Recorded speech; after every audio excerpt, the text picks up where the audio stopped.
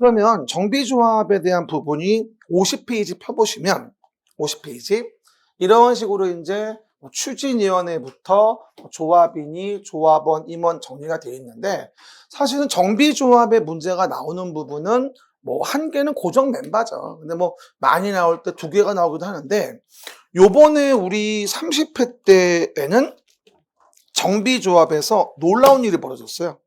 문제가 안 나왔어요. 놀랬어요, 나도. 세상에 정비조합이 안 나오기도 하네. 안 나왔어. 그렇죠? 어이가 없더라고. 그래서 기본적으로 엉뚱한 것만 이빨에 내고 말았어요. 그죠? 그러다 보니 봅시다. 간단하게 판서 좀 해볼게요. 그럼 우리가 사업에 대한 부분에 뭐 시행자와 관련된 거를 얘기를 해요. 정비사업에 대한 부분에 대해서. 그럼 아까 설명한 바와 같이 이제 조합이라는 게 있는 거는 사실은 뭐밖에 없다? 재개발, 재건축인 거지. 중고항 개선 사업이 조합이 있진 않거든요. 근데 원래 우리 그림표 나와 있다시피 뭐라고 되어 있습니까? 첫 번째 뭘 먼저 만드냐면 조합 설립에 대한 추진위원회라는 게 먼저 만들어지게 돼요. 근데 일단 오해하지 말 것이 뭐냐면 추진위원회를 만들어야만 그 다음 단계로서 조합을 만들게 해주는 게 이 정비조합이거든요. 그래서 앞에 배웠던 개발조합하고는 좀 달라요, 이게. 그럼 왜 정비조합에서는 추진위원회에서만 조합을 만들게 해줄까라는 게 궁금할 거 아니겠습니까? 이유는 뭐라 했어요? 이해관계인이 너무 많아요. 그러니까 개발사업은 토지 한 켜만 있지만 정비사업은 그 위에 건물이 있으니까 켜켜이 뭐가 있다? 소유자가 있거든. 게다가 지상 임차권자 같은 거 많이 있을 것이고. 그러다 보니 뭐가 된다? 해당 내용 부분에 대해서 우리가 이와 같이 그러면 여러 가지 이해관계인이 많아서 당연히 추진위원회에서만 조합을 만들 수 있게 해주는 거예요. 여러 가지 지상권자 등의 용익권자들도 있을 테시고. 그렇죠? 그러다 보니까 추진위원회를 구성할 때 인원수가 있는데 추진위원회 구성하는 인원수는 일단 5명. 5명이에요. 그렇죠? 아까 우리 개발조합은 몇 명이었죠? 7명이었는데 여기는 뭐다? 5명 이상이라고 얘기를 해요. 그리고 추진위원회가 법정단체로 있는 거는 여기뿐이 없어요. 우리 앞으로요, 조합 배울 때 도시개발법에 개발조합이 있고 정비법에 정비조합이 있고 주택법에 주택조합이 있거든요. 근데 여러분 자꾸 실무할 때도 이걸 섞어서 말해요. 듣다 보면 한참 얘기하다가 뭐라고요? 뭐라는 거예요? 그거 주택조합 아니에요? 맞대. 환장하겠네 진짜. 뭐라고요? 그래서 오해하지 말 건 달라. 개발법에 개발조합하고 정비법에 정비조합하고 주택법에 주택조합은 다르거든. 지금은 정비조합이라고. 그렇죠? 재개발 재건축에 대한. 그러니까 다른 거예요. 항상 뭔 건지 알고 봐야 되고 이거 잘 구분해서 봐야 돼. 지금은 정비조합입니다. 그래서 추진위원회가 법정단체로 있는 건 정비조합밖에 사실 없어요. 법정이란 말 뭔지 아시죠? 법에 정해진 단체.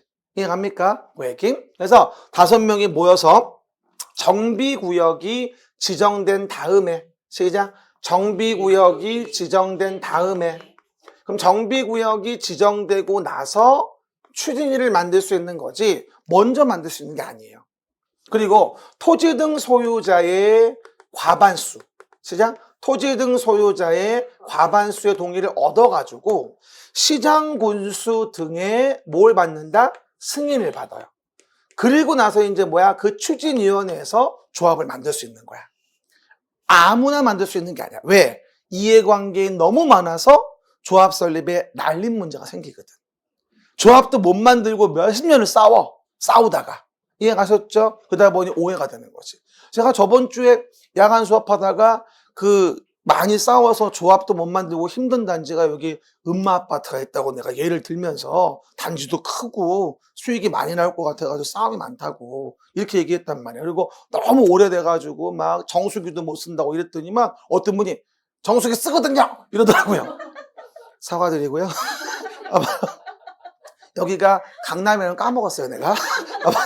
그래서 정리하면 엄마 아빠 정수기 씁니다. 오해하지 마시고요. 근데 이제 배관이 많이 노후해졌다 이런 얘기를 하고 싶은 거야 나는. 그렇죠. 그래서 좀 많이 빨랑 진행을 해야 되겠는데 조합 만들 때 좀 많이 힘든 거죠. 서로 간에 이해가 다르다 보니까 그런 취지예요. 정숙이 됩니다.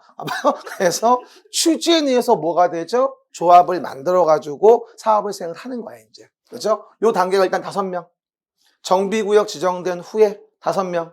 호등소 과반수 동의받아 시군등 승인을 받으면 추진위가 만들어지게 되고 추진위에서 조합이라는 걸 만들게 되는 거예요. 그러면 조합을 만들려면 어떻게 돼야 될까? 일정한 동의라는 걸 받아야 되는데 이 동의 부분은 지금 말하면 좀 어려워요. 지금은 그런 게 있나 보다. 자세한 건 2월에 얘기할 거야. 동의 지금 얘기하면 열받아. 나중에. 그렇죠? 재개발하고 재건축과 다르거든 동의가. 그렇죠? 나중에 보고요. 동의 받아서 누구에게? 시군 등의 조합 설립의 인가를 받아서 조합이라는 걸 만들게 돼요.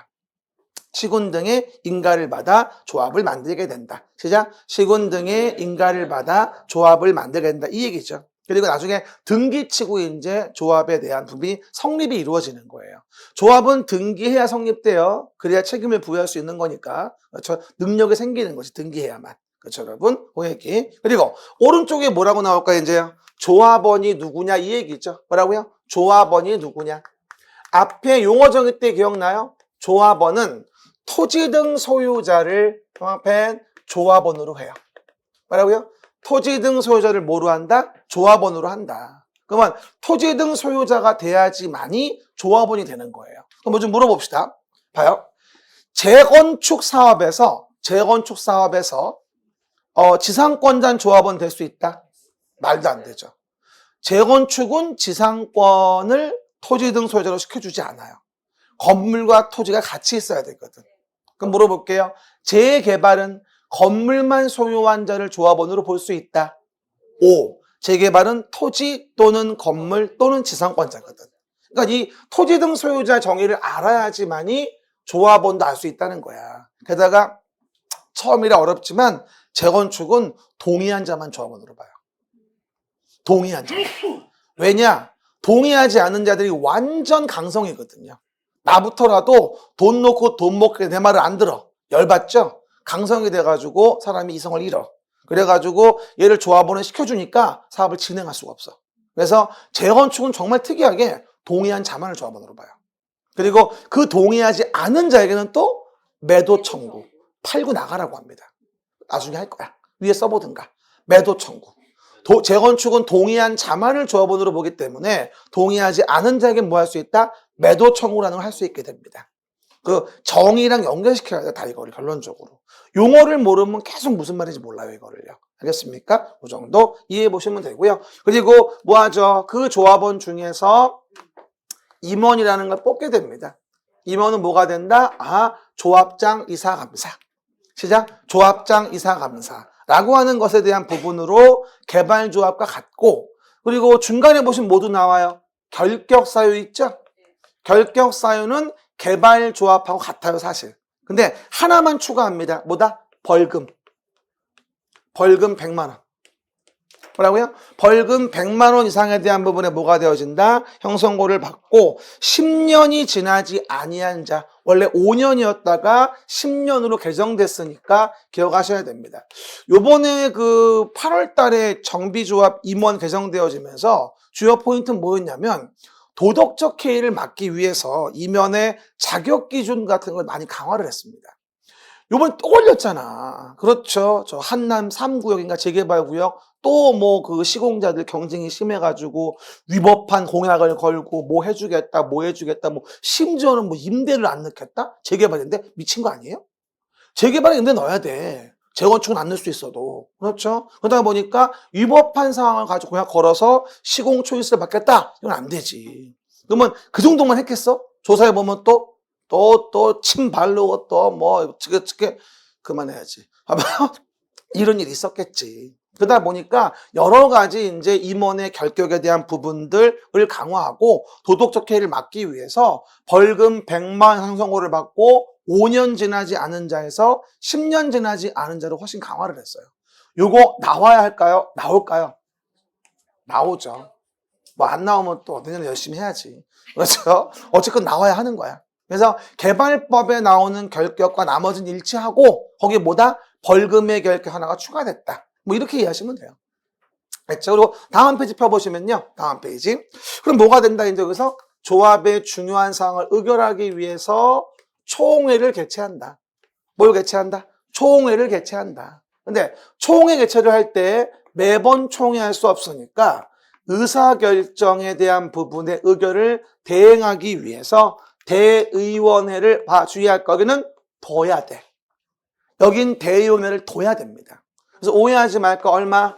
100명 이상이면 대의원회를 두어야 합니다. 이렇게 얘기를 해요. 뭐라고요? 100명 이상은 뭐가 된다? 대의원회를 두어야 한다. 아까 우리 개발조합은 뭐였지?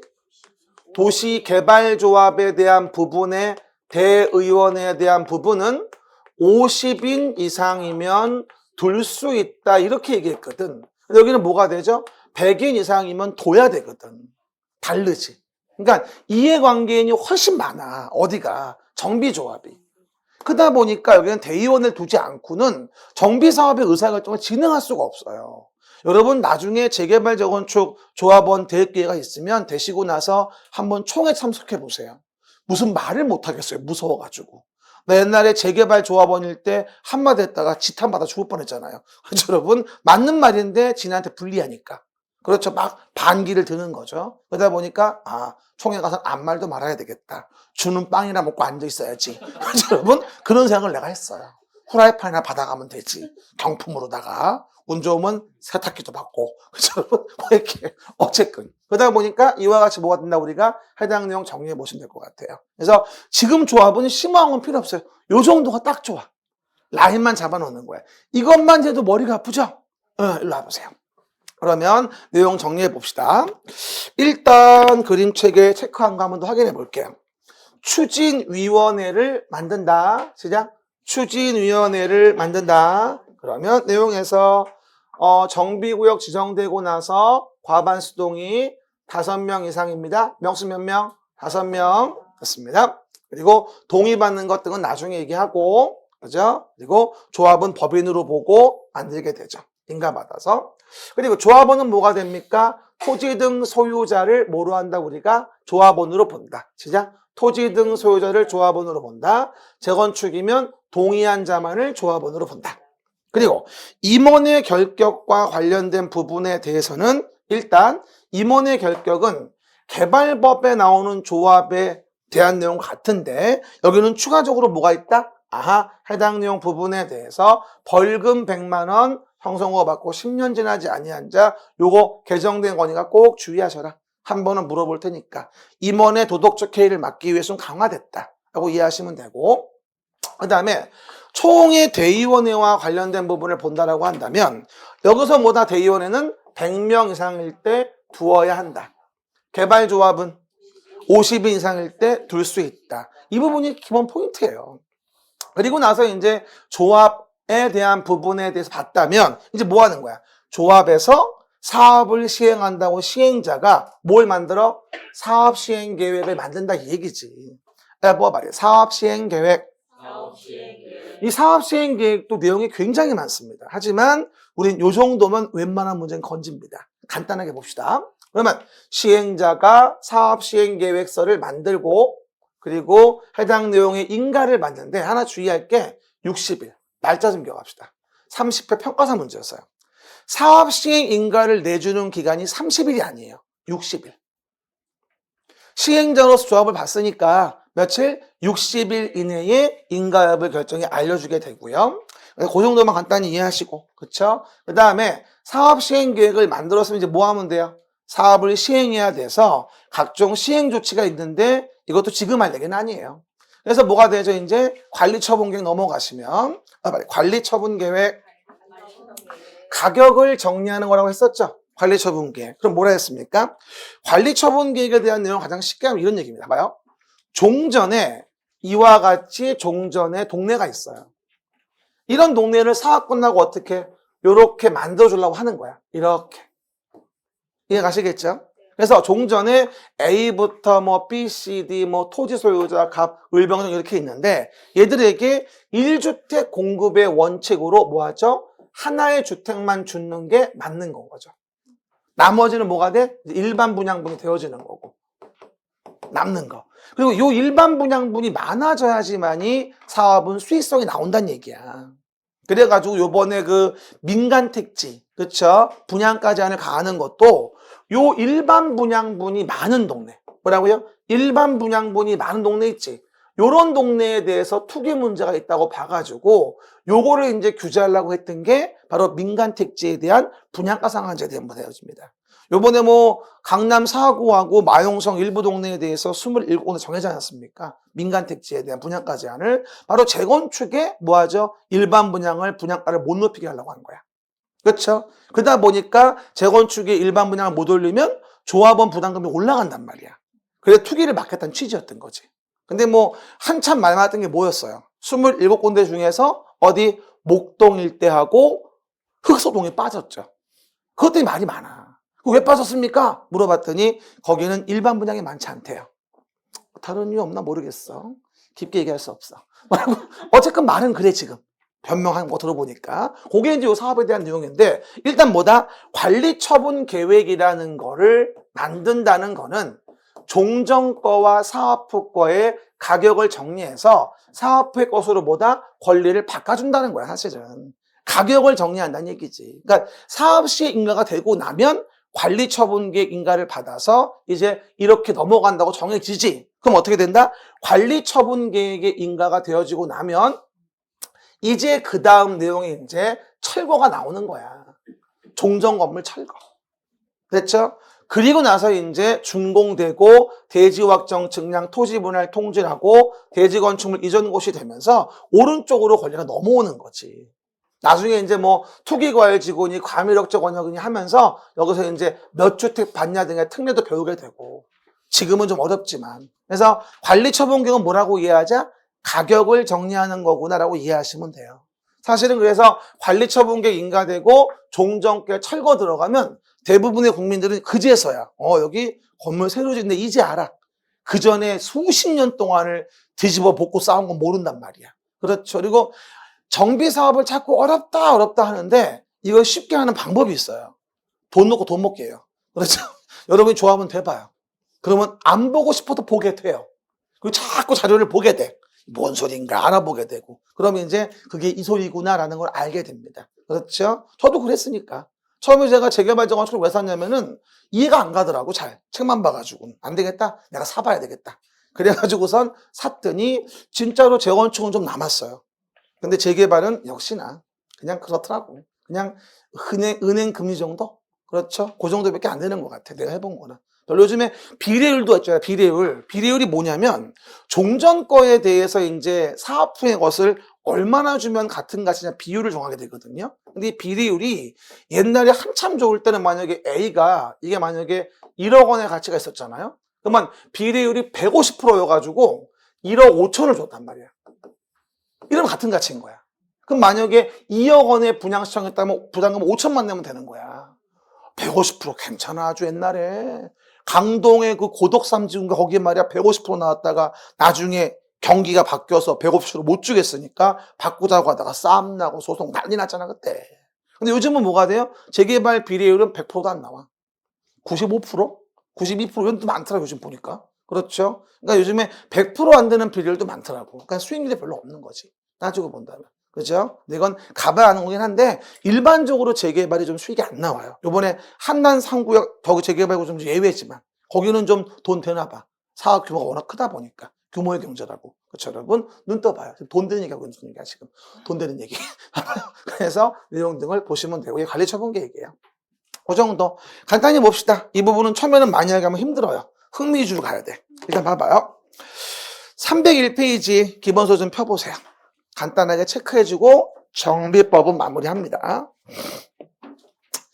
301페이지 오른쪽 위에 보시면 정비사업의 시행자가 나올 거예요. 정비사업 시행자 시작. 일단 원칙적 시행자에서 1번 끝에 형광펜 거보세요. 시장군수 등이 직접 시행하되 시작. 시장군수 등이 직접 시행하되 토지주택공사 등을 시행자로 지정하여 시행케 할 수도 있다는 얘기죠. 토지주택공사 등. 그래서 주거환 경영사업은 뭐야? 시군 등 LH 등이 시행자가 되는 게 그냥 원칙인 거야. 나머진 됐어요. 넘어가시고 다음 페이지. 재개발 재건축 사업의 시행자가 보일 거예요. 재개발 재건축 사업. 다음 페이지 위에. 그럼 재개발 먼저 나오죠? 그럼 박스 한 동그라미 1번. 조합이라는 거 동그라미 하시고 조합.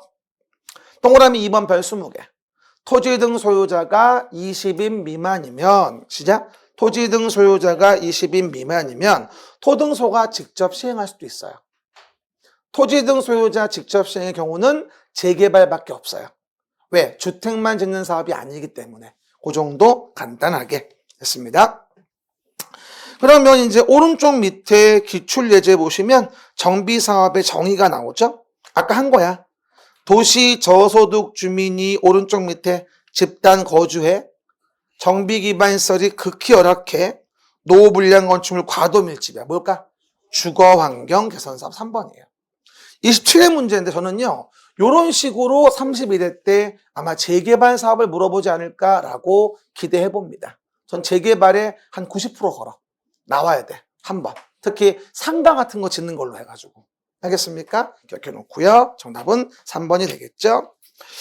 나머지는 그닥 됐습니다. 지금 할 얘기 아니고 쭉 넘기면 우리가 해당 내용 부분을 보게 돼서 310페이지 왼쪽 위에 조합 설립 추진위원회 부분이 보이게 됩니다. 여기 있네. 조합 설립 추진위원회. 요거죠. 몇 명이었어요? 정비구역이 지정되고 나서 추진위원 5명 이상이 토등서 과반수 동의를 받아 시군 등 승인을 받아 추진위를 만들게 됩니다. 5명 기억하시고요. 개발조합은 7명. 지금은 추진위원회가 5명이에요. 오해 말고. 대의원회 몇 명? 100명이에요. 그럼 여기는 5명, 100명. 개발조합은 7명, 50명. 그렇죠? 그 명수가 중요해요. 잘 챙겨놓고요. 왼쪽 위에 볼게요. 조합을 설립하려는 경우에는 치면 정비구역 지정고시 후 다음의 사항에 대하여 토지 등 소유자 과반수 동의를 받아 조합 설립을 위한 추진위원회를 구성하여 셋째 줄 끝에 시장군수 등의 승인을 받아라. 그리고 그 밑에 보시면 박스 안에 5명이란 말이 보일 거예요. 몇 명? 5명 챙겨놓고요. 나머지는 됐습니다. 넘어가시면 312페이지 왼쪽 위에 좀 볼까요? 정비사업조합의 설립. 312 왼쪽 위에 정비사업조합의 설립. 시장군수 등 LH 등 지정개발자가 아닌 자가 정비사업을 시행하려는 경우에는 뭐를? 토지 등 소유자로 구성된 조합을 설립하셔야 돼요. 이게 원칙. 다만 기억나죠? 다만 토지 등 소유자가 재개발을 시행한다면 조합을 만들 필요가 없지. 토등소 몇 명일 때? 20인 미만일 때는 토등소가 직접 시행할 수 있으니까. 우리 벌써 명수를 3개나 외웠네? 5명은 추진위원회, 100명은 대의원회, 20명은 재개발에 토등소 단독 시행 가능한 거. 이해 가십니까? 토등소 시행할 수 있는 거. 20인 미만이라는 말 오해하지 말고요. 동인 나중에 보고요. 넘어가십니다. 됐습니다. 그러면 쭉 넘기면 조합에 대한 부분에 대해서 임원이라는 게 319페이지 오른쪽 맨 밑에 있을 거예요. 319 오른쪽 맨 밑에 조합의 임원 시작. 조합의 임원. 조합은 다음에 어느 하나의 요건을 갖춘 319 오른쪽 맨 밑에 조합장 1명과 이사감사를 임원으로 둔다. 됐습니까? 그리고 넘어가시면 다음 페이지 내용에서 봤을 때 321페이지 오른쪽 봐봐요. 321 오른쪽에 보시면 양가로 4번에 임원의 결격 사유 해임이 보일 거예요. 보이죠? 그 중에 기역, 니은, 디귿, 리을은 어차피 개발조합과 같고요. 미음이 이 법의 특이한 사항인 거죠. 앞에 쭉 끄면 이 법을 위반하여 벌금 100만 원 이상 형성고를 받고 10년이 지나지 아니한 자, 이게 5년에서 10년 바뀌었어. 난 30일에 이거 안 나오면 내가 진짜 사활을 걸고 내가지고 그냥 더 열심히 할 거예요. 그래서 100만 원. 못 그만둬요. 저도 애들이 많아서 열심히 일해야 돼요. 봐요. 벌금 100만 원 이상. 그래서 10년 지나지 아니한 자죠. 됐고요. 그래서 내용 보시면 여러분 기출예제 봅시다. 323 오른쪽 위에 좀 봐보실게요. 그러면 나머지는 지금은 좀 어렵고 일단 몇 질문만 봐볼게요. 323 오른쪽 맨 위에 문제 좀 봐요. 기출예제 1번 조합 설립의 인가를 받은 경우에는 따로 등기하지 않아도 조합이 성립된다. 미쳤군요. 성립은 등기를 해야 돼요. 그래야 책임을 물을 수 있죠. 그렇죠? 그 다음에 내용에서 2번 얘기 안 했고 3번 읽어볼까요? 재건축 사업은 조합을 설립하지 않고 토등소가 직접 시행할 수 있다? 재개발이에요. 재건축이 아니고. 이해가셨죠? 한 번 더 물어볼게요. 재개발은 조합이 아니라 토등소가 시행할 수 있는 뭐라고요? 상가도 짓고 공장도 짓는 거기 때문에 그런 거예요. 꼭 조합을 만들게 해야 할 의무는 없다는 거죠. 알겠어요? 재건축이 아니라 재개발이에요. 4번 읽어봅시다. 주거환경 개선 사업을 시행하는 조합이 사업을 시행할 수는 없다? 뭐하죠? 당연히 해당 내용에 조합이 없죠. 그렇죠? 주거환경 개선 사업을 시행하는 조합이 사업을 시행할 수는 없다? 해당 내용에서 이 좀 지문 이상하다. 봐요. 주거환경 개선 사업은 조합 자체가 없죠. 그렇죠. 그래서 주거환경 개선 사업은 조합이 사업을 시행할 수는 없다. 이래야 되겠다. 을 시행하는 이란 말을 지우세요. 거기서. 주거환경 개선 사업은 이렇게 해야 돼. 주거환경 개선 사업은 조합이 사업을 시행할 수 없다. 이렇게 한 문장이 맞아요. 그렇죠? 주거환경 개선 사업은 고치고 조합이 사업을 시행할 수 없다. 4번 답으로. 알겠습니까? 중간에 이걸 끼워 넣었을까? 잘못 넣었어요. 됐고. 그 다음에 내용에서 5번은 아직 안 배웠고, 정답은 몇 번? 4번으로. 좀 고쳐서 어떻게? 주거환경 개선 사업은 조합이 사업을 시행할 수 없다. 이렇게 해서 됐습니다. 그 정도. 넘어가십니다. 다음 페이지 보시면 됐고요. 대의원회와 관련된 게 나오죠. 그러면 325 오른쪽 맨 밑에. 325 오른쪽 맨 밑에. 조합원 수가 100명 이상인 조합은 대의원회를 두어야 한다. 라고요? 조합원 수가 100명 이상인 조합은 대의원회를 두어야 한다. 개발법은 50인 이상일 때 둘 수 있다. 라는 거였죠. 혼동하지 말고. 나머지는 쭉 넘기고 328 왼쪽 중간에 봅시다. 사업시행계획. 뭐라고요? 사업시행계획입니다. 328 사업시행자는 주어 챙기고 사업시행계획 등 1번에 있죠. 시행자는 정비계획에 따라 다음의 사항을 포함하는 사업시행계획서를 작성해야 한다. 그 정도만.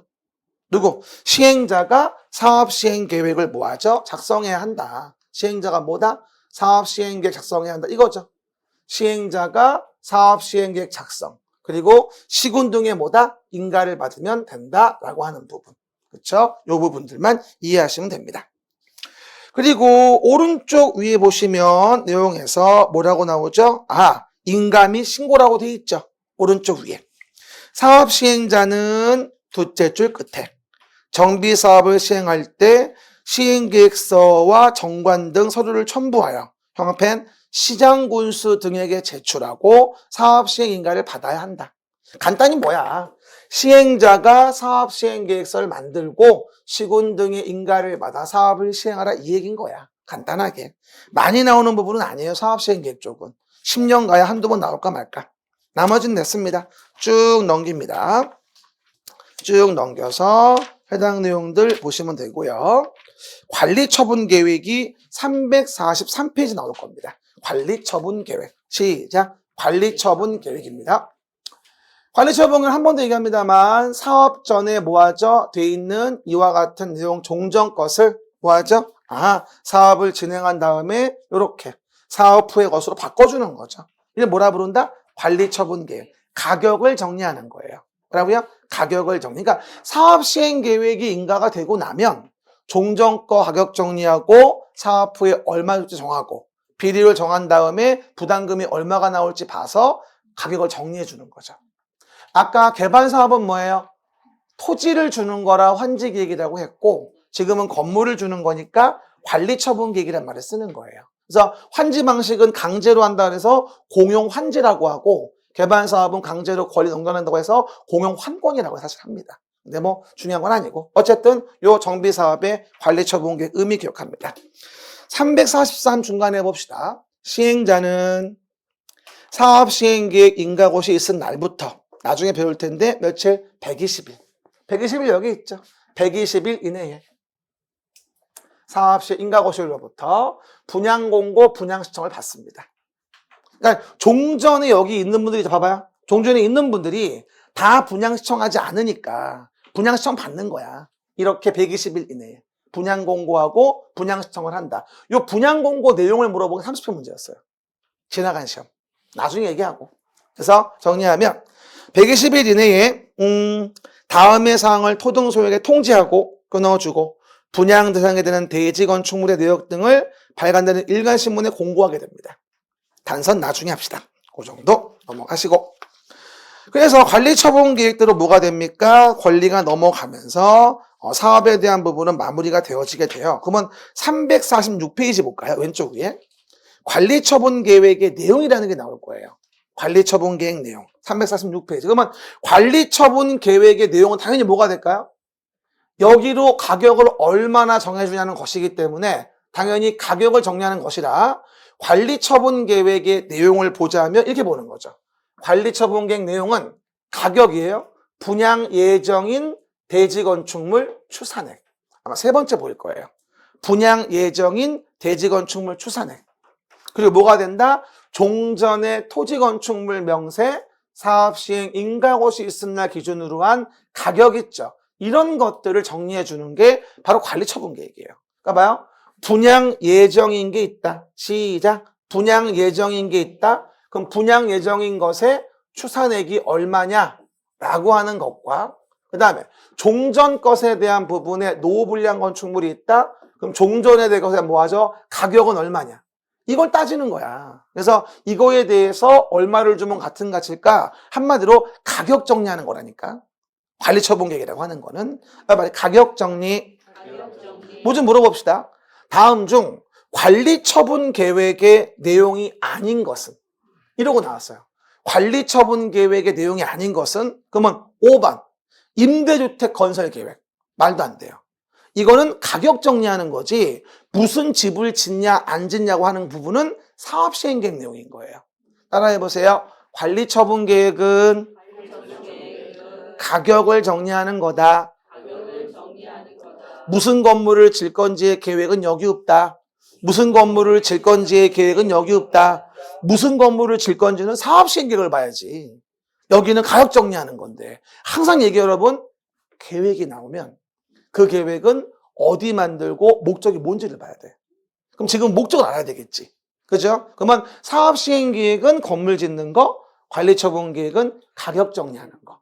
그렇죠? 그렇게 일단 간단 정리해 봅시다. 그래서 3항하고 뭐 하죠? 5항에 대한 부분 기본소에는 그거 정리해 보시면 되겠죠. 3항에 한 번 더.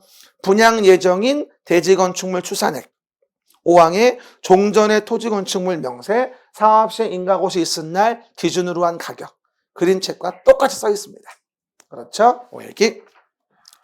나머진 됐고 너무 깊은 거 알고자 하지 마세요. 쭉 넘기고 이제 공사 완료합니다.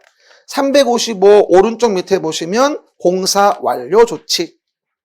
355 오른쪽 밑에 보시면 공사 완료 조치. 뭐라고 나와요? 정비사업의 준공인가라고 돼 있죠. 거기 제목에 시장군수 등의 준공인가인데 등자가 빠졌네. 시장군수 등의 준공인가. 그럼 읽어봅시다. 시장군수 등이 아닌 사업시행자는 정비사업에 관한 공사를 완료한 때에는 누구에게? 시장군수 등의 준공인가를 받아야 돼. 준공인가를 받고 나서 이제 뭐가 될까? 권리가 넘어가는 건데요. 357 오른쪽 위에 볼까요? 357 오른쪽 위에 보면 소유권 이전고시란 말이 보일 거예요. 뭐라고요? 소유권 이전고시. 소유권 이전고시. 그럼 뭐라고 나와요? 사업의 시행자는 공사완료고시가 있는 때에는 지체 없이 뭐라고 나오죠? 대지 확정 측량을 하고 토지 분할 절차를 거쳐서 관리처분계획 정한사항을 분양받을 때 통지하고 대지 건축물의 소유권 이전해야 한다. 봐봐요. 그러면 여기 봐요. 관리처분계획의 인가가 됐고 그리고 철거됐겠지. 그럼 뭐 받아야 돼 이제? 준공의 인가를 받고 뭐 하죠? 해당 내용 검사받아 공사 완료하겠죠. 그러면서 대지 확정 측량을 하고 토지 분할 절차 걸쳐 통지하고 대지 건축물 이전 고시가 되면 이전 고시 날 다음 날 권리를 이렇게 취득하는 거예요. 한마디로 오해 말 거 철거되고 나서 공사 끝내지 뭐부터 해야 돼? 준공검사 인가 먼저 받아야 돼. 그리고 나서 그 나눠주기 위해서 대지 확정 측량하고 토지 분할 절차 거쳐서 통지한 다음에 대지 건축물 이전을 고시하게 되면 다음 날 권리가 넘어가는 거야. 이건 제가 왜 얘기하는 거냐면 이거 실제 시험에 뭐라고 나온 줄 아세요? 준공검사, 대지 확정 측량, 대지 건축 이전 고시 순서를 주고 순서대로 배열하시오. 이러고 나왔어요. 29회 때 문제에서. 그러니까 우리가 기억하셔야 됩니다. 어느 사업이든 간에 준공검사 인가 받고 나서 그 다음에 권리를 넘겨주고 하는 게 맞는 거예요. 먼저 권리를 넘겨주는 게 아니라고요. 아셨죠? 물론 등기는 나중에 처분 요건 마지막에. 이전 고시 있은 날 다음 날 권리는 발생하고 등기는 언제? 나중에. 처분 요건으로 필요한 거죠. 그렇죠? 그 정도가 정비사업에 대한 기본적인 흐름이고요. 지금은 제가 뭐 위주로 말한 거예요? 흐름 위주로. 단어하고. 그렇죠? 표정은 야 많이 힘들다 야. 곧 되구나 야. 되죠? 네. 요즘에 또 드라마 재밌는 거 나왔더라. 어쨌든 사랑의 무시착이라고 재밌더라고 제가 보니까. 어쨌든 두 팔 좀 들어봐. 손예진은 참 이뻐요. 나이를 많이 먹었는데도. 어쨌든 이렇게 목 좀 돌리고 갈수록 재밌어지죠? 사과드리고요. 그래서 어쨌든 정비사업에 대한 부분은 이 정도 흐름 정도만 이해하시면서 보겠습니다. 그러면 이제 쭉 넘겨서 건축법으로 간단히 넘어갑니다. 있습니다. 정비사업법은 초반에 제가 말씀드렸다시피 처음에 자세하게 하면 이게 머리가 너무 아파요. 처음에는 흐름 위주로 용어 위주로 보셔야 돼요. 그리고 하다 보면 나중에 다 알게 됩니다. 너무 초반부터 열심히 달리지 마세요. 필요 없어. 그러면 7번째 건축법으로 갑니다. 5편이구나. 봐봐요. 건축법. 봐봐요. 그러면 건축법부터는 우리가 좀 쉬워요. 봐보세요. 정리 좀 해볼게요. 우리가 현재까지 배운 법률이 뭘 배웠냐라고 한다면 내용에서 국토의 계획 및 이용에 관한 법률을 배웠다 이런 얘기예요. 봐봐요. 국토계획법. 국토를 계획하자 뭐 하려고? 이용을 규제하려고. 이제 이건 알아. 그렇죠? 그러면 계획으로 규제하는 게 목적이라는 걸 배웠던 건데 이 국토라는 걸 직접적으로 계획하는 건 너무 어려우니까 우린 뭐 하자면 이렇게 도시라는 걸 단위로 서울시라는 도시에서 서울시장이 도시라는 걸 단위로 해서 우리는 계획을 만듭니다 라고 말을 하게 됩니다. 그렇죠? 그럼 도시계획은 뭐랑 뭐? 도시계획은 기본계획과 관리계획이 있다고 했고 그 도시를 관리하기 위한 계획으로 하는 사업이 몇 개다? 3가지가 있는데 그걸 우린 도시계획 사업으로 배운 거야.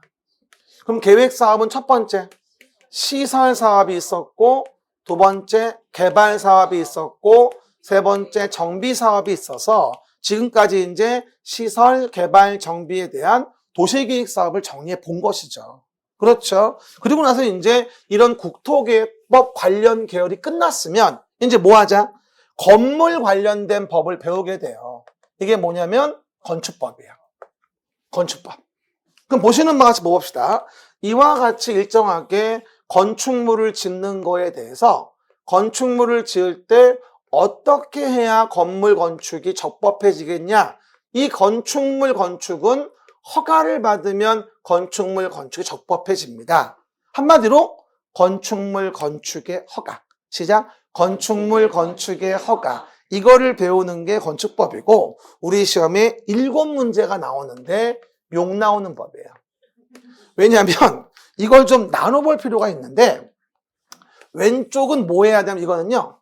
이해하고 그 다음에 암기 하는 게 왼쪽 내용의 내용이에요.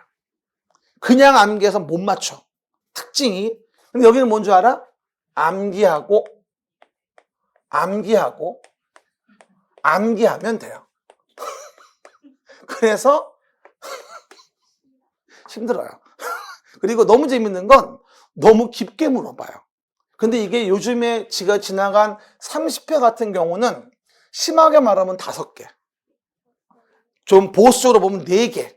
요 정도가 듣보잡이 나왔었어요. 그렇죠? 그러니까 굉장히 좀 열받는 부분인 거죠. 근데 어쩔 수 없어요. 그거 맞추자고 그걸 다 볼 수는 없는 거니까. 그렇죠? 그리고 그걸 다 맞추자고 보자는 게 효율이 안 살아요. 그래서 우리는 여기서 기본적으로 목적은 4문제 정도 맞추는 게 목적인데, 그렇죠? 어쨌든 간에 3개는 건져야 돼. 근데 요번에 30회 문제 보니까 3개까지는 건질 수 있었어요. 4문제가 쓰레기였죠. 그렇죠? 그래서 그렇게 이해하시면 되고요. 그리고 앞으로 제가 어떤 이런 분들이 있어요. 쌤 지금 하시는 양이 너무 작은 거 아닌가요? 이런 분들도 있는데 안 작아요. 이것도 많아. 그러다가 나중에 가서 제가 9월쯤 되면 쓰레기인데 나올 만한 가능성이 있는 게 몇 가지가 있어요. 그런 거 제가 따로 모아서 한 번 더 해줄 거야. 9월쯤 가서. 그렇죠? 그러면 그 안에서 듣보잡이 몇 개는 건져요. 일반적으로. 그렇게 생각하시면 돼요. 그때 가서 할 거니까. 그 전까지는 기본적인 내용을 계속 반복해서 나올 만한 거 보시고 24개 중하로 나오는 거를 건져서 60으로 확보하자 하는 게 목적이에요. 건축법이죠. 근데 그 건축물 중에서도 뭐가 되죠? 기억나요? 그 안에 주택의 단지라는 거를 만드는 경우가 있다. 봐봐, 주택단지 안 써도 돼요. 앞에다 있어. 그냥 놔두고 들어요. 그러면 30호 30세대 이상으로 시작. 30호 30세대 이상으로 주택단지를 짓는 거죠. 이런 경우는 단순한 건축법에서 관리할 수가 없기 때문에 따로 주택법이란 법에서 우리가 공부를 하게 돼요. 뭐가 넓어요 더? 건축법이 넓고 그 안에 주택법이 있죠. 그러니까 주택법이 좀 더 특별한 법인 거야. 그래서 주택법은 7문제가 나오고 건축법보다 훨씬 착해요. 건축법보다. 그리고 양은 반도 안 되는데 문제 양은 똑같아. 완전 착해. 이뻐. 맛있어. 값도 싸고. 이해갑니까? 그런 데가 주택법이야. 요번에도 7문제 중에서 5개 정도는 건질 수 있었어요. 그렇죠? 정답이 워낙 쉬웠어가지고. 그렇죠? 그래서 충분히 맞출 수 있는 부분입니다. 그래서 건축 주택은 건축물 건축과 주택 단지의 건설 공급 관리다. 요거를 나눠 배우는 거라고 이해하시면 되고요. 알겠습니까? 요 내용을 이제 오늘하고 다음 주에 거쳐서 키워드 중심으로 단어 좀 갈 거고요. 어쨌건 여기도 뭐가 되죠? 용어 외우는 건 기본이에요. 그래야 다음 타임을 갈 수 있는 거니까. 그렇죠? 그러면 내용 등을 봐봅시다. 그럼 목차 좀 봐볼까요? 57페이지에서 말 그대로예요. 건축물이라는 거를 뭐 하자? 건축하자. 시작. 건축물이라는 걸 뭐 하자? 건축하자. 그럼 한마디로 건축물이라는 것을 뭐 하는 거? 건축하는 것에 대해서 허가를 받으면 적법하다. 요걸 정리해 보는 게 사실은 건축법. 그래서 보시는 바와 같이 본론으로 가면 건축 허가에 대한 부분을 배우게 되고 뭐 대지는 안전해야 되고 보시는 바와 같이 그리고 요 대지는 도로에 접해져 있어야 돼요. 그래야 요 아저씨들이 왔다 갔다 하지. 그죠? 차도 왔다 갔다 해야지. 소나타인가? 뭐라고요? 그래서 보시는 바와 같이 뭐가 되죠? 해당 내용에서 보시면 대지, 도로, 그 다음에 건축선 이런 것들을 배우게 돼요. 건축선은 뭐냐면 보시는 바와 같이 봐요. 건축선 화살표 되어 있죠 여기. 대지와 도로와의 경계선이에요. 그래서 요 선을 넘어서는 건물 짓지 마세요. 이게 건축선이에요. 건축선 길게 말하면 뭔지 아세요? 건축 한계선이에요. 리미트. 건축 한계선. 그걸 짧게 말하는 게 뭐다? 건축선인 거죠. 그렇죠? 우리가 뭐가 되죠? 이와 같은 걸 배우고 또 건축법 배울 때는 대지에 대한 기준, 면적에 대한 거, 높이에 대한 거 이런 것들의 규제를 어떻게 가하는지 이것도 이제 배우면서 여러 가지 내용들을 정리해 보게 됩니다. 한마디로 건축물 건축에 대한 부분에 이러저러한 내용을 배우는 것이다 라고 이해하시면 되고요. 또 위반 건축물은 뭐가 되죠? 이행하지 않으면 시정명령을 이행강제금을 부과한다는 부분까지 해서 내용 등을 정리해보게 되는 게 바로 건축법이 되어지는 거예요. everybody, 건축법. 근데 왜 이렇게 오늘 많이 피곤해 보이는 것 같아요? 뭐 어저께 좀 달렸어요? 네, 저도 어저께 오랜만에 집에서 있었더니 우리 딸내미랑 아들내미가 다가오더니 아빠 오늘도 바쁘실 예정인가요? 이러더라고요. 그래서 왜 그랬더니만 가까운 서울대공원이라도 한번 가보면 어떨까요? 이러더라고요. 우리 아들이. 그래서 아니 지 엄마는 싫어해 나가는 거. 그렇죠. 애들이 좋아하지. 그래가지고 그래 가보든지. 그래가지고 3시에 나갔거든요. 금방 깜깜해지더라고. 서울대공원 연회원이 있어가지고 늦게 가도 괜찮아요. 나중에 또 가면 되니까. 그렇죠? 그래서 뭐 신나게 놀이기구 타고 하다가 뭐 이것저것 먹고 또 부었어요. 어쨌든 봐요. 아 근데 애들은 게 재밌나 봐. 난 이게 롤러코스터 타고 나면 토 나올 것 같아. 그렇죠? 니네들 타. 이러고 우린 놀았어. 봐봐요. 그러면 건축법 봅니다. 58페이지 봐볼게요. 뭐 관심도 없는 얘기 미안해요. 다음 페이지. 그러면 건축법의 58페이지 봅니다. 그럼 우리가 이제 용어 정의에 대한 부분이 나오게 돼요. 일단 뭐냐면 주요 구조부다라고 하는 것부터 기본 용어 정의부터 이제 언급이 될 겁니다. 기본 용어 정의. 솔직히 58페이지에 지금 나와 있는 이 부분은요. 문제가 안 나온 애가 뭐 거의 없다고 봐도 과언이 아니에요. 굉장히 중요한 부분인데 우리가 건축법이라는 걸 보려고 한다면 어쨌든 간에 뭐가 중요하냐면 건축물을 이루는 주요한 구조부라는 게 있어요. 주요 구조부. 우리 사람도 왜 몸을 유지하려면 주요 구조부가 있잖아요. 그러다 보니 주요 구조부가 있어야지 건물을 유지할 수 있기 때문에 우리는 건축물의 주요 구조부를 외워줘야 되는데 일단 내력벽. 시작. 내력벽. 내력벽의 의미가 뭐냐면 그 힘을 견딘다는 거예요.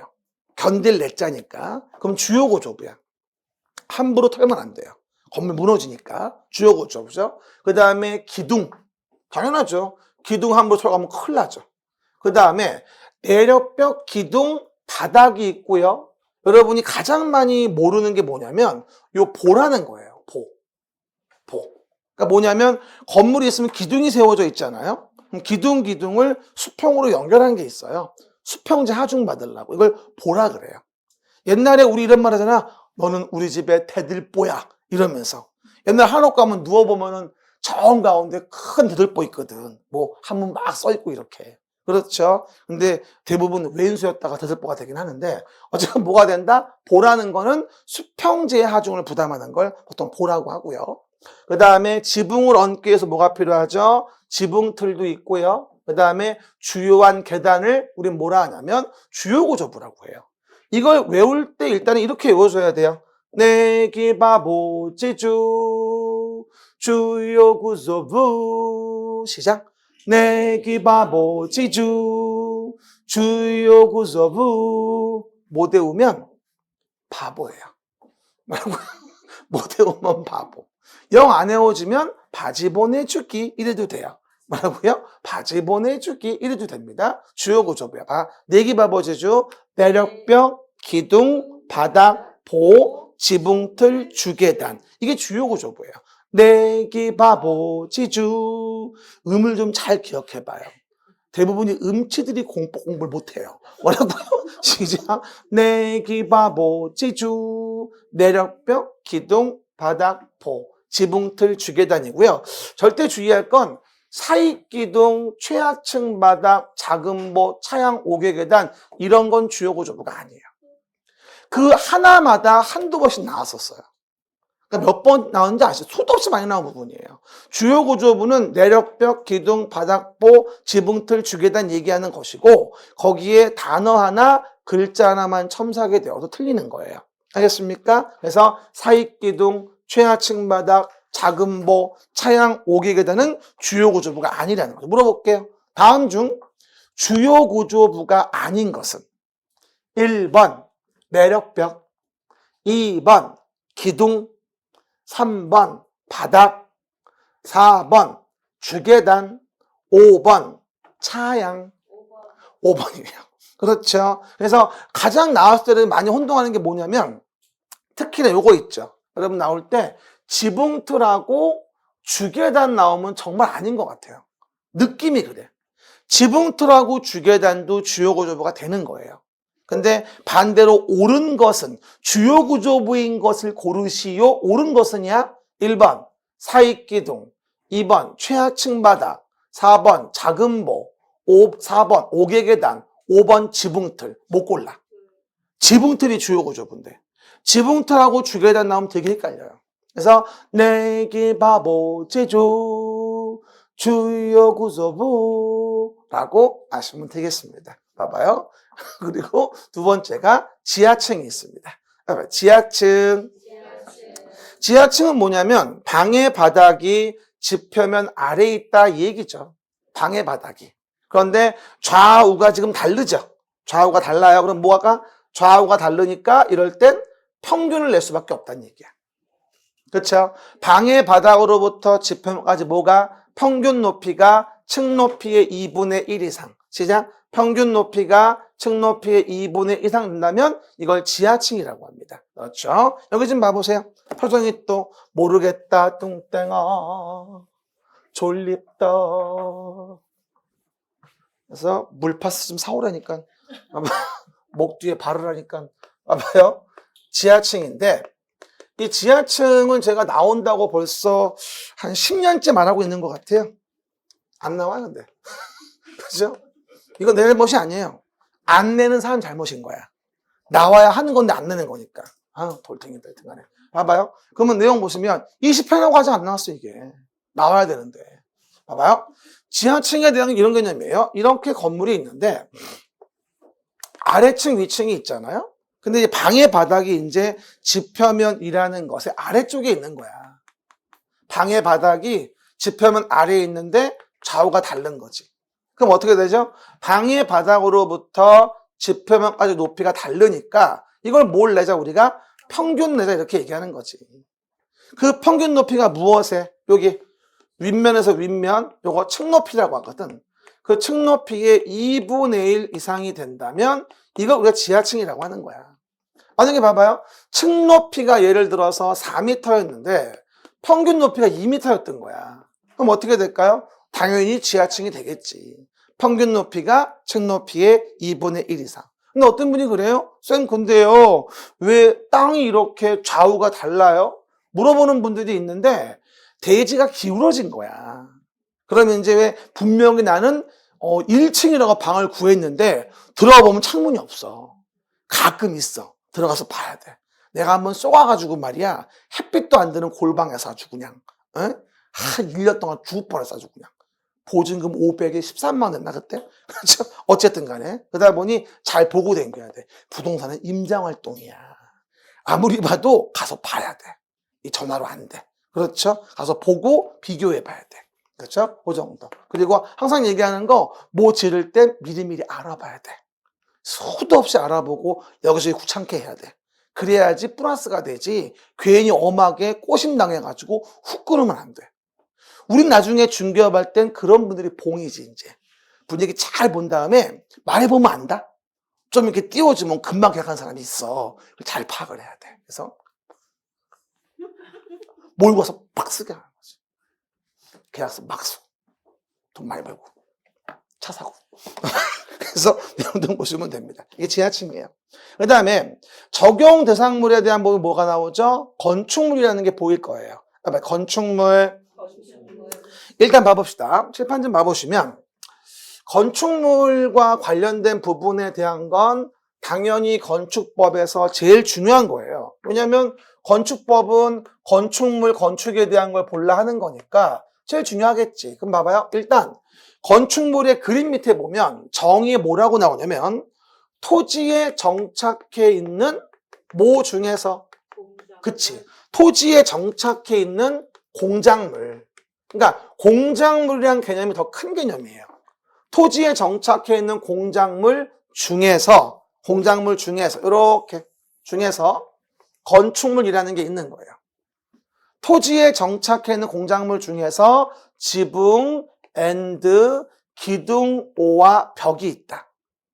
지붕 꼭 있어야 되고요. 뭐하죠? 기둥 또는 벽이 있다. 그러면서 여기에 뭐다? 요렇게 굴뚝 같은 거 그림 그려져 있지. 담장 같은 거, 대문 같은 거 딸려 있단 말이야. 이렇게 딸려 있다면 여기에 딸린 시설물도 우린 뭐로 봐주냐면 건축물로 봐줘요. 딸려 있다면. 만약에 굴뚝 같은 게 주된 건물에 딸려 있었어. 담장, 대문이 딸려 있었어. 다 건축물이야. 이것도. 많이 물어보는 거. 그러면서 아하, 여기에 대해서 아하, 해양용의 지하나 고가에 시작. 지하나 고가에 사무소, 공연장, 점포, 차고, 창고, 사무소, 공연장, 점포, 차고, 창고 이런 것도 건축물로 봐준다는 거예요. 많이 물어보는 게 이거예요. 지하의 점포도 건축물인데 지하의 점포는 건축물로 볼 수 없다 이러고 나와요. 지하의 점포는 대지가 없으므로 건축물로 볼 수 없다. 빈출지문이에요. 다 건축물 되는 거예요. 우리 강남에 지하상 얼마나 많아요. 다 건축물이야. 그렇죠. 지하 고가의 사무소, 공연장, 점포, 차고, 창고도 뭐로 봐주겠다? 건축물로 봐주겠다. 그럼 하나 물어봅시다. 지나간 시험 문제였어요. 30회 문제였는데 요 굴뚝이 건물에 딸려 있을 때는 건축물이 돼요. 근데 만약에 굴뚝만 별도로 분리되면 어떻게 될까? 이건 단순한 공작물인 거예요. 딸려 있는 게 아니니까. 그러면 단순한 공작물인 굴뚝은 봐봐 밑에 있죠. 6m를 초과하는 공작물일 땐 축조신고라고 해라라고 나오게 됩니다. 그게 바로 밑에 있는 뭐가 된다? 축조신고하는 공작물인 거야. 그게 30회 문제였었고 예상했다시피 나중엔 다 외워야 돼 그거. 그 공작물별로 몇 메다가 넘었을 때 신고하는지 그걸 물어보는 거거든. 근데 개념은 이해해줘야 돼. 봐봐 여기 봐봐. 건축물은 토지에 정착해 있는 공작물 중에서 요 지붕 앤드 기둥과 벽이 있는 것과 딸린 썰물을 말하며 지하 고가의 사무소, 공연장, 점포, 차고, 창고도 건축물로 봐주겠다. 하지만 이런 굴뚝 같은 공작물이 딸려있지 않고 별도로 분리가 되어 있다고 한다면 이런 경우는 일정한 높이를 넘었을 때는 축조신고하고 하게 하는 공작물에 해당한다. 이게 30회 요번에 나왔던 중개사 기출 요거 하나는 적중했지. 그렇죠. 똑같이 나왔어요. 이건 아주. 그렇죠 여러분. 그렇게 이해하시면 되겠죠. 그래서 해당 내용 부분에서 보시는 바와 같이 봐요. 축조신고하는 공작물 그래서 요걸 물어본 게 30회 문제였던 거예요. 지금 말한 게 요거 6m 넘는 굴뚝 장식탑 기념탑 요걸 물어봤던 거고 나중엔 제가 이렇게 이옹담 사광 육불장기 팔고 오태 이렇게 해서 외울 거예요. 나중에. 그래서 일단 6m 넘는 뭐하죠? 굴뚝에 대한 부분은 축조 신고를 요하는 공작물이구나. 이렇게 이해하시면 됩니다. 해보발이 그렇구나. 그렇구나. 해봐요. 그렇구나. 알았죠? 준비 좀 해주시고. 네. 나는 가끔 그런 생각을 해요. 내가 왜 공법을 했을까? 다른 걸 할 걸. 그렇죠. 중개사나 이런 거 했으면 괜찮을 것 같은데. 개론이나 뭐 이런 거. 그렇죠. 처음에 시작했을 때 원장님이 이거 하라고 하더라고. 20년 전에. 그렇죠. 근데 지금 바꿀 수도 없고. 그렇죠? 공법이란 과목이 공부하시는 분들만 아니라 강사도 힘들어. 자꾸 바뀌어. 그러다 보니까 뭐하죠? 힘들어. 내용 자체가. 제일 좋은 과목이 뭔 줄 알아요? 민법. 완전 좋아. 그렇죠. 안 바뀌어. 그렇죠. 아주 좋아. 그죠? 됐어요? 늦었어요? 봐보시면 우정도 확인해 보시면 되고요. 뭐 이르지 마시고 사실이니까 아마 오른쪽에 볼게요. 그러면 이제 오른쪽에 뭐가 나올까요? 고층 건축물이 보일 거예요. 고층 건축물 봐보세요. 우리가 건축물이라는 게 있을 때 말이죠. 건축물이 있을 때 이렇게 건물이 있다면 고층 건축물이라는 게 요즘에 좀 핫한데요. 이 건축물에 대한 종류에도 고층 건축물이 별도로 있는데 요즘에 우리가 무슨 뭐 제2롯데월드나 63빌딩 보면 알 수 있잖아요. 이 고층 건축물 기준이 뭐냐면 30층 이상이라거나 뭐가 된다? 120m 이상. 층 또는 높이가 이상이야. 또는.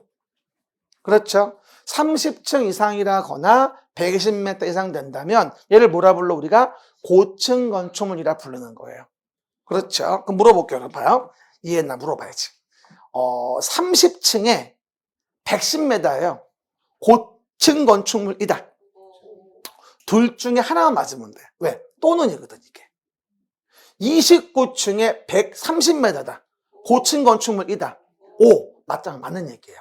30층 이상이라거나 120m 이상 됐습니다. 그러면 그 중에서 뭐가 있냐면 이제 그 중에 초고층이라는 게 있는 거야. 그 중에 얼마? 50층 이상이라거나 200m 이상. 방법이 없어. 외우는 수밖에 없어 이거. 고층 중엔 초고층이 있어. 50층 이상이라거나 200m 이상. 이건 초고층이라고 하고, 그리고 해당 내용에서 뭐가 된다? 고층 중에 초고층을 제외한 나머지 있지. 이걸 뭐라 부른다? 우리가 중초고층 섹터로 봐주는 거야. 그러니까 어떻게 본다면 고층은 사실은 초고층과 중초고층으로 구분할 수 있는 거야. 따지고 보면. 내 말 이해하시겠죠? 그 얘기 봅니다. 그리고 당연히 이런 여러분 고층 건물 가잖아요. 그럼 여러분은 뭐 봐줘야 돼요? 피난 안전구역의 면적이 어딘지를 잘 봐줘야 돼요. 대부분 여러분은 그 높은 건물들 올라가 보실지 모르겠는데 만약에 중간에서 불 나잖아요. 파이어. 끔찍합니다. 여기서 불 나면 어디로 도망가야 돼? 나는 40층에 있는데 미쳐버려요. 그래서 이럴 때 피난 안전구역은 좀 더 안전하게 덜 번지는 곳이기 때문에 이런 거를 법에서 만들어주라고 해요. 그러면 그런 피난 안전구역을 파악해놓고 가면은요, 좀 덜 다칠 수 있겠죠. 그러다 보니 이럴 때는 뭐가 돼요? 용적률 산정할 때 연면적에 빼주는 특례를 줍니다. 용적률 산정할 때 연면적에 빼줍니다. 산입 안 하겠다는 얘기지. 그만큼 설치를 독려한다는 얘기야. 이게 바로 뭐다? 고층 건축물에 대한 메커니즘인 거죠. 제가 예전에 얘기했었죠? 우리 애들이 갑자기 TV를 보더니 잠실 제2롯데월드 건물을 본 거예요. 저거 정말 123층이냐는 거야. 맞다고. 저기 아빠 가봤냐? 안 가봤다고. 가재. 또 일요일 날. 그래서 갔지. 근데 난 그렇게 비싼지 몰랐어. 그 쿠팡인가 11번가인가 거기서 할인을 받았는데도 11만 3천 원이더라고. 4시 그 올라가는데. 꼭대기를. 근데 탔더니 1분 30초 걸려요. 장난 아니더라. 금방 올라가더라고요. 올라갔더니 와, 높아요. 높아요. 높아요. 다른 감흥은 별로 없더라고요. 그래서 올라갔다가 뭘 먹어야 될 거 아니야 그래도. 그래서 올라갔더니 뭐 레스토랑이 있더라고요. 근데 거기는 또 엘리베이터 더 올라가야 돼. 엘리베이터 내리면 118층일 거야 아마. 거기 카페가 121층인가 그렇고 아마. 그랬더니 오렌지 주스 요만한 거 비닐팩에 2잔 주고 와인 2잔 먹고 뭐가 돼요? 그 메론 빙수 먹었거든. 12만 얼마가 나왔던 것 같아. 대박이라 다. 메론 빙수 반 주는데 38,000원, 4만 원. 와, 2시간 만에 한 20몇만 썼나 봐. 어이가 없어. 내려왔어. 저녁은 김밥 천국. 라볶이에다가 그냥 김밥. 11,000원 들었어. 그렇죠? 이왕 갔으니 안 먹을 수도 없고 안 올라갈 수도 없잖아. 이왕 갔는데. 그렇죠? 또 아빠가 자존심이 있지 또 비싸다고 집에 가자 이럴 수도 없고. 가지 마요. 어쨌든 그러다 보니까 고층 건물은 그냥 고층이야. 높아. 그렇죠? 어쨌든. 근데 뭐 궁금하면 가봐도 됩니다. 되고. 그 밑에 봅시다. 비싸. 그 다음에 보시면요. 마지막으로 다중이용 건축물이라는 게 있어요. 다중이용 건축물. 시작. 다중이용 건축물. 건축물이 여러 개 종류가 있는 거야. 건축물의 원 정의가 있고 그 건축물 중에서 뭐가 되어진다? 우리는 해당 내용 고층 건축물과 다중이용 건축물이 있는데 이 다중이용 건축물은 좀 약간 좀 가슴 아픈 사연이 많은 부분이에요. 그러니까 뭐냐면 많은 사람들이 사실은 모이는 건물인 거야. 그렇죠? 이런 많은 사람들이 모이는 건물이 어느 날 갑자기 뭐가 된다? 무너져. 와르르르르르. 우리가 불과 몇 년 전에 쓰리 윈드 디파트먼트 스토어 애시던트라는 사건을 들어봤을 거예요. 삼풍백화점 쓰리 윈드 디파트먼트 스토어. 그래가지고 거기 모양도 이거 아닙니까? 동그라미 3개. 처음에 말도 많았어. 왜 이름을 삼풍으로 줘가지고선 바람을 3개 맞아가지고선 그런 거 아니냐 이런 말 했어 옛날에. 이때 우리 얼마나 놀랐습니까? 나 지금도 기억나. 군대에 있을 때였는데 갑자기 무슨 무너졌대. 97년이야 6년이야 94년인가? 몰라 기억도 안 나. 94년이겠다. 내 군대 있을 테니까. 어쨌든 그러다 보니까 그때 무너져가지고 80몇 명 돌아가시고 다친 분하고 마지막에 살아나오신 분도 80일 버텨가지고 왜 남자분 한분 계셨지 그때 한번. 그렇죠. 그러다 보니 많은 사람이 모이는 건물로서 예를 들어 판매시설 같은 거. 그렇죠. 문화 및 집회시설 같은 거. 종교시설. 이런 거 무너지면 큰일 나거든요. 그러다 보니 이런 것들은 구조기술사와 전문가와 많이 협력을 해서 건물이 붕괴되지 않고 안전하게 쓸 수 있도록 이 법에 규제를 하게 돼요. 그러기 위해서 다중이용 건축물이라는 제도를 도입을 하게 됩니다. 그래서 일단 뭘 먼저 기억해야 되냐면 면적 기억하셔야 됩니다. 바닥 면적 합계가 얼마? 5천이에요. 5천. 5천 제곱미터 이상인 문화 및 집회, 종교 판매, 운수, 그 다음에 의료시설 중에 종합병원, 숙박시설, 관광숙박 이런 것들에 대한 부분이라고 한다면 다중이용 건축물로 봐서 구조기술사가 협력을 해가지고 아주 안전하게 져줘야 되겠다 얘기하는 거야. 외울 때 앞으로 이렇게 할 거야. 문종판 운의숙이라고 할 거야. 문종판 운의숙. 의수가 문종판 운의수가 시작. 의수가 문종판 운의수가 외워야 돼. 방법이 없어 이거. 그렇죠? 정해진 거야 그냥. 그리고 또 하나가 16층 이상일 때야. 16층 이상인 거는 다른 사건이야. 어떤 시설인지 관계없어. 5,000제곱미터 이상의 문종판 운의숙과 또는 16층 이상이라고 한다면 다중이용 건축물로 구조기술사 협력을 요구하는 뭐하죠? 안전을 정말 기해야 하는 건물이어야 한다. 이런 얘기입니다. 그렇죠? 나는 그래서 한참 그때 이 삼풍 사건하고 세월호 사건 두 가지는 잊을 수가 없어요. 평생을 가도. 그렇지 않습니까? 막 악몽도 많이 꾸고 등등 그랬던 거 기억이 납니다. 어쨌든 참 가슴 아픈 사연이에요. 그런 거 없어져야 돼. 그렇죠? 지금은 그 자리에 무슨 오피스텔이 있다면서 그 자리에. 안 가봤죠? 내가 가볼게요. 그 정도 다중이용 건축물 드립니다. 어쨌든 뭐가 되죠? 건축물에 대한 기본 정의, 그 다음에 고층 건축물, 다중이용 건축물 부분 보시면 되고요. 이 준다중이용 건축물 나중에 얘기합시다. 지금 우리 준까지 할 때가 아니야. 다중이용도 모르는 판에 주는 무슨 그렇죠? 나중에. 이게 건축물에 대한 기본적인 정의가 되어지겠죠. 그리고 넘어가시면 이제 적용 대상 행위가 나오는데요. 일단, 기본서에서 몇 가지 확인 좀 하고 돌아옵시다. 382페이지 봅니다.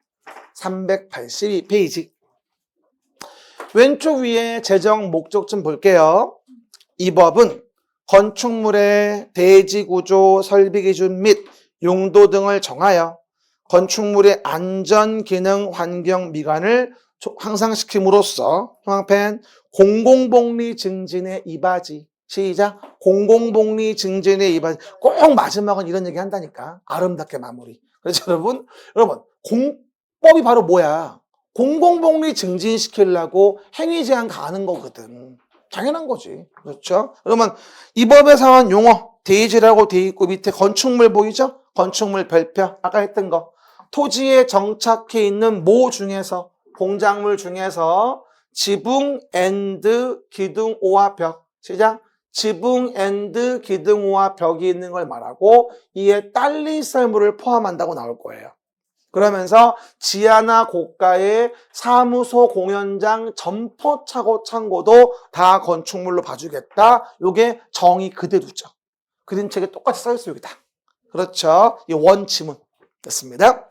그 다음에 내용에서 오른쪽 공작물로서 축조 신고하는 공작물 돼 있고요. 제가 4번에 높이 6m 넘는 굴뚝 얘기했죠 아까? 4번에 설치면 높이 6m 넘는 굴뚝이고 아래 관련 그림들 표시해놨어요. 알겠습니까? 그 정도 확인해 보시면 되고요. 나머지는 됐고 넘어가시면 양가로 5번에서 지하층에 대한 부분이 보일 거예요. 지하층. 여기 있네. 지하층 정의에 대한 거. 그렇죠? 평균 높이가 층 높이의 얼마? 2분의 1 이상 되는 걸 우리가 지하층이라고 해요. 뭐라고요? 평균 높이가 층 높이의 얼마? 2분의 1 이상을 뭐라 부른다? 우리가 지하층이라고 하고, 나중에 배울 텐데는 그거 아셔야 돼요. 건축법에 지하층을 뭐 설치하라라고 하는 설치의 의무 규정은 사실 없어요. 설치 의무 규정은 없는데, 설치를 하게 독려하려고 어떻게 하냐면, 야, 지하층은 층수 빼줄게, 용적률 산정할 때 연면적 빼줄게 라고 한 특례를 줘요. 그래야지 지하층을 설치하니까. 지하층을 설치해야지만이 화재 시에 피난도 그렇고 여러 가지 활용도가 높일 수 있단 말이야. 그러다 보니 지하층 설치 의무 규정은 없지만, 지하층 설치한다면 야, 층수에 안 넣어줄게. 이거 봐봐. 대지 면적에 대한 연면적의 비율, 용적률 산정할 때 연면적에 빼줄게. 그러니까 지하층도 용적률 산정할 때 연면적을 빼주는 거고, 모두 우리 아까 봤던 여기 초고층 건축물, 고층 건축물의 피난 안전구역 면적도 용적률 산정 연면 제외하는 거야. 이해 갔었죠? 이 말은 지원한다는 얘기야. 용적률 산정 시 연면적을 제외한다는 말은 그 부분의 설치를 독려하겠다는 얘기야. 신경 쓰지 말고 써봐, 만들어봐 라고 하는 거죠. 그렇죠? 그 얘기들. 그 다음에 7번에 뭐라고 나와요? 주요구조부. 시작. 주요구조부. 별표 20개 하시고 이거 내기 바보지주 주요구조부 바지 보내주기. 같은 소리야. 뭐라고요? 바지 보내주기. 바닥, 지붕틀, 보, 매력벽, 주계당, 기둥. 마찬가지야. 바지 보내주기. 영 안 외워주면 바지 보내주기. 내기 바보지주 바지 보내주기. 이러면 됩니다. 같은 소리. 아셨죠? 얘기 이해하시면 됩니다. 쉬었다가 적용사항해 봅시다.